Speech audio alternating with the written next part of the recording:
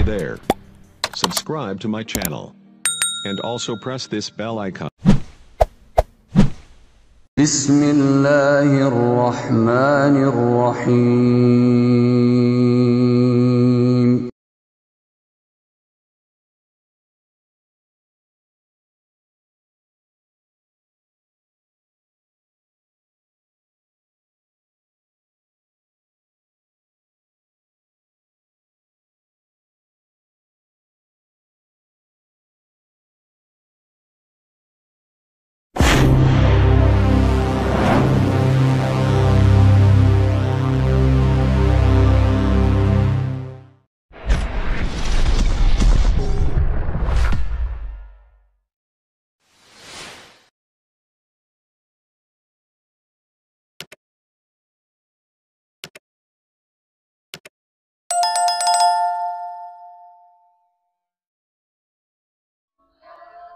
Bismillahirrahmanirrahim. Assalamualaikum warahmatullahi wabarakatuh.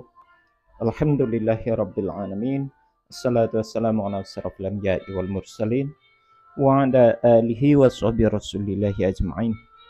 Rabbi shrah li sadri wa yassir li amri wa hlul 'uqdatam min lisani yafqahu qawli.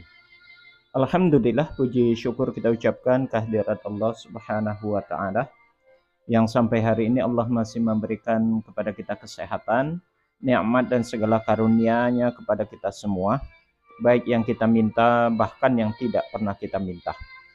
Salawat dan salam kepada Nabi Allah Muhammad sallallahu alaihi wasallam. Allahumma shalli ala Muhammad wa ala ali Muhammad. Uswatun hasanah buat kita semua, contoh suri tauladan hidup untuk seluruh umat manusia. Saudara sekalian, saudara pernah melihat seorang nabi kebingungan nggak? Ya, salah seorang pendeta di saudara-saudara kita umat Kristen, ada salah seorang pendeta yang mengaku dirinya nabi ke-26. Saya yakin saudara tahulah pasti siapa yang saya maksud nabi yang ke-26 ini. Ya, pendeta Luga Tambunan yang telah mendeklarasikan dirinya pada beberapa waktu yang lalu. Dia menyatakan dirinya adalah seorang nabi, begitu ya, seorang nabi dan nabi yang ke-26. Nah, pada kesempatan kali ini saudara, saya akan mengajak saudara betapa kebingungannya nabi ini ketika ditanya oleh Kodonditan kepada pendeta Luga Tambunan, yang notabene dia tanda kutip adalah nabi yang ke-26 katanya.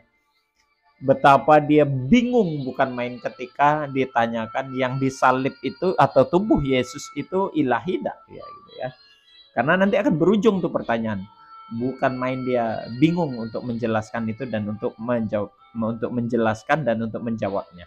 Seperti apa kebingungan nabi ke-26 ini? Sama-sama kita saksikan berikut ini saudara. Nggak bisa firman kita dijadiin orang. Ya, terus pada waktu Yesus di atas kayu salib, itu Bapak juga mati. Apanya? Bapaknya. Bapak merasakan. Mati juga Bapak. Bapak kalau mati, yang mati itu kan cuma daging, badan nggak bisa, roh nggak bisa mati. Firman nggak bisa mati, Bapak pun nggak bisa mati. Jadi tubuhnya Yesus ya, itu ilahi nggak? Tubuhnya Yesus ya, ilahi nggak? Ya karena Tuhan sudah memakai badannya, ya gimana ya? Badan itu sulit. Enggak gini loh, rumahnya Luga bukan, ya itu rumahnya doang gitu loh. Ilahi nggak tubuhnya Yesus? Yang ilahi itu adalah, yang Tuhan itu, yang pencipta itu adalah firman dan roh itu. Ya. Pertanyaan saya, tubuhnya Yesus ilahi nggak? Tubuhnya Yesus divine nggak? Tubuhnya Yesus. Iya. Saudara bisa sama-sama menyaksikan betapa kebingungan yang dialami oleh nabi ke-26 ini, Luga Tambunan. Saya tidak tahu ya apa yang ada dalam benaknya itu pendeta Luga Tambunan itu. Karena memang hal itu tuh sebetulnya pertanyaannya itu tidaklah sulit. Ya, pertanyaannya tidaklah sulit untuk dijawab. Cuma permasalahannya mereka itu sudah terlanjur meyakini Yesus itu adalah Tuhan 100%, dan manusia 100%, begitulah. Kemutlakan keyakinan itulah yang membuat dia bingung untuk menjawabnya, begitu. Sehingga menimbulkan polemik pada dirinya sendiri, begitu. Ketika dipertanyakan tubuh Yesus itu ilahi tidak, dilema dia ketika akan menjawab. Mau dibilang tidak, berarti pengakuan tentang keilahiannya terbantahkan, begitu.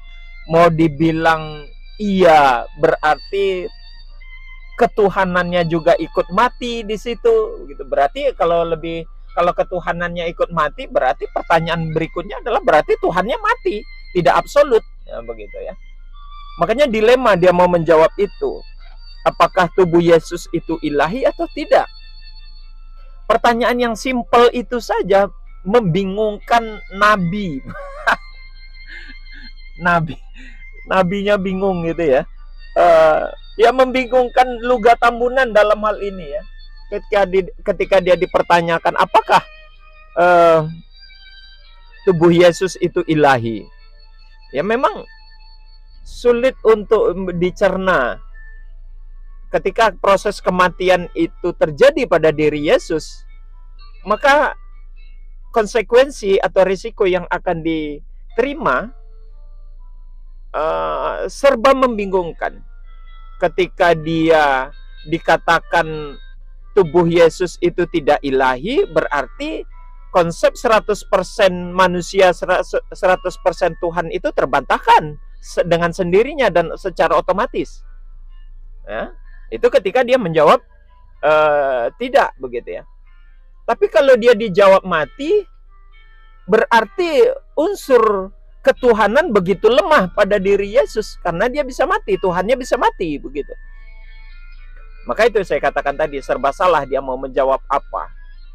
Ini membuktikan bahwasanya memang konsep ketuhanan itu begitu sulit diterima oleh akal sehat dan tidak bisa dicerna oleh akal sehat, begitu. Maka tidak berlebihan kalau dia katakan sangat absurd, ya. Apalagi ya tidak rasional, atau disebut dengan bahasa lain irrasional, ya. Sementara di ayatnya sendiri ketika penyaliban itu terjadi, Yesus sendiri teriak minta tolong kepada Tuhan, kepada Allah, Eli Eli lama sabachthani, Allahku, Allahku, mengapa engkau pergi meninggalkan aku? Nah, kedudukan ayat ini sebetulnya menjadi kekuatan, ya, menjadi kekuatan tersendiri yang membuktikan bahwasanya Yesus dan Allah itu tidak menyatu. Dan sekaligus membuktikan bahwasanya Yesus itu tidak Tuhan 100%. Gitu loh. Tapi ya bagaimana, sudah terlanjur tertanam doktrin itu, sudah terlanjur tertelan dogma itu, ya, menyatakan bahwasanya Yesus itu adalah Tuhan 100% dan manusia 100%.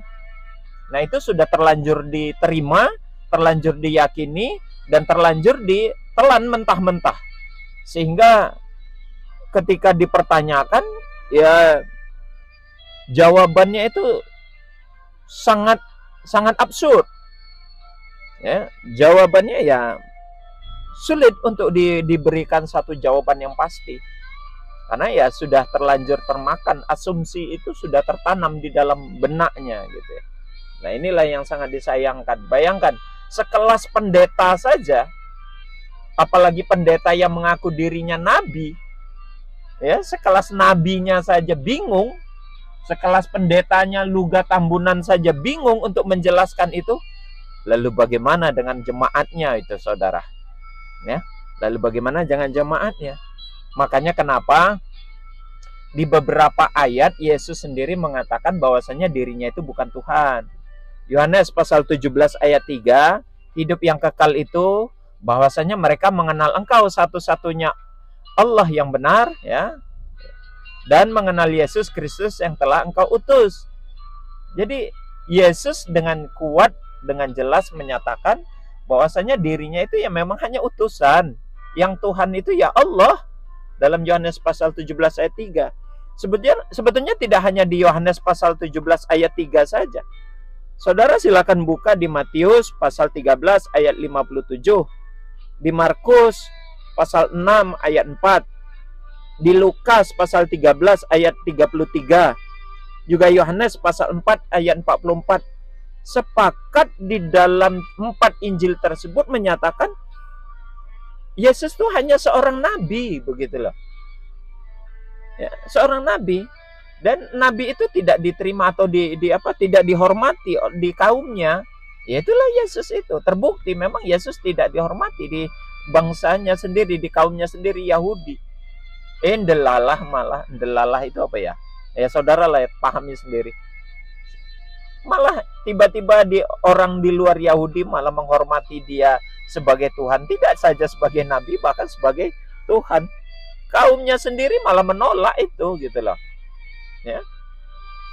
Dan Yesus, seperti video-video saya sebelumnya, Yesus tidak pernah menyatakan dirinya Tuhan.